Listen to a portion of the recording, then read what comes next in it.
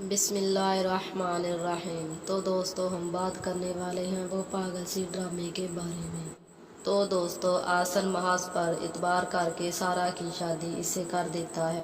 تو سارا کو بھی آہستہ آہستہ پتہ چل جاتا ہے کہ محاذ نے صرف اور صرف میرے بابا کی دولت کی وجہ سے مجھ سے شادی کی ہے۔ تو سارا کو یہ بھی علم ہو جاتا ہے کہ محاذ اکیلا نہیں ہے، اس کے ساتھ شازمہ بھی ملی ہوئی ہے۔ تو سارا محاذ سے کہتی ہے کہ میں نے کبھی نہیں سوچا تھا کہ تم اتنے گھٹیا انسان ہو، تم نے میرے ساتھ شادی صرف اور صرف دولت کی خاطر کی ہے۔ تو سارا کہتی ہے میں ساری حقیقت آپ کی اور شازمہ کی اپنے بابا کو بتا دوں گی۔ تو محاذ سارا کو دھمکی دیتا ہے اگر تم نے اپنے بابا کو کچھ بھی بتایا تو میں ان کی جان لے لوں گا۔ اس کی وجہ سے سارا کافی دیر تک چپ رہتی ہے، لیکن جب سر سے پانی اونچا ہو جاتا ہے تو سائرہ اپنے بابا کو بتا دیتی ہے کہ شازمہ اور محاذ آپ دونوں کو چکر دے رہے تھے، یہ دونوں ایک دوسرے سے پیار بھی کرتے تھے اور اب آپ کی صرف اور صرف دولت ہتھیانے کے لیے یہ دونوں ایک دوسرے سے ملے ہوئے ہیں۔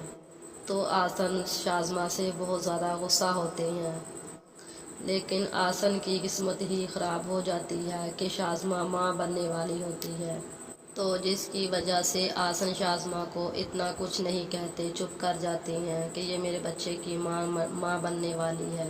تو ادھر سارا یہ ساری بات ظہیر کو بتا دیتی ہے کہ شازمہ اور محاذ ایک دوسرے سے ملے ہوئے ہیں، یہ بابا کی جائیداد ہتھیانا چاہتے ہیں۔ تو ظہیر سارا کو کہتا ہے کہ تم پریشان مت ہو، میں آپ کے ساتھ ہوں، آپ جب بھی آپ کو میری ہیلپ کی ضرورت ہوگی آپ مجھے ضرور بتائیے گا۔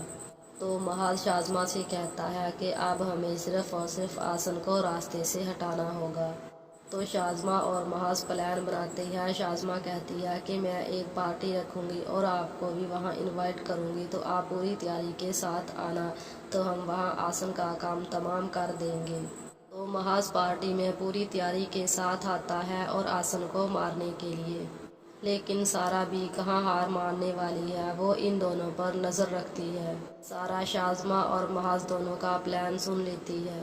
جب پارٹی کا موقع آتا ہے تو سارا ظہیر کو فون کر دیتی ہے اور ظہیر بھی وہاں پہنچ جاتے ہیں۔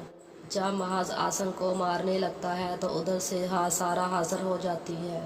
تو سارا پستول نکال لیتی ہے اور کہتی ہے کہ میرے بابا کو چھوڑ دو ورنہ میں آپ کو مار دوں گی۔ تو ادھر سے ظہیر بھی بڑا تیز نکلتا ہے، وہ پولیس کو فون کر دیتا ہے اور عین موقع پر پولیس بھی آ جاتی ہے۔ پولیس محاذ اور شازمہ دونوں کو پکڑ لیتی ہے۔